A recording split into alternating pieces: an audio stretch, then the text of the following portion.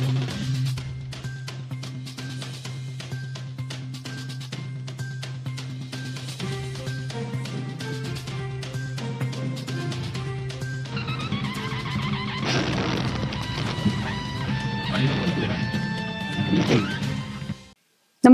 आपण पाहता हिरकणी न्यूज.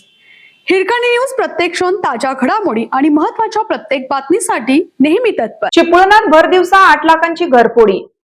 चिपळूण शहरातील गोवळकोट रोड परिसरातील अल नजू अपार्टमेंट मध्ये भर दिवसा घरफोडी करून चोरट्याने सोन्याचे दागिने व रोख रक्कम असा तब्बल 8,18,000 रुपयांचा ऐवज लंपास केला.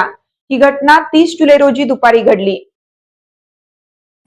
या प्रकरणी चिपळूण पोलीस ठाण्यात अज्ञात व्यक्तीविरुद्ध घरफोडी व चोरीचा गुन्हा दाखल करण्यात आला आहे. दिलेल्या पोलिसांनी माहितीनुसार फिर्यादी नगमा आबिद अली मुजावर वय 40 राहणार गोवळकोट रोड चिपळूण या 30 जुलै रोजी दुपारी 12:30 ते 1:40 दरम्यान घराबाहेर गेल्या होत्या.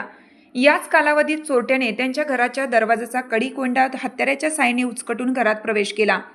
त्यानंतर बेडरूममधील कपाटात ठेवलेले सोन्याचे दागिने व रोख रक्कम चोरून नेली.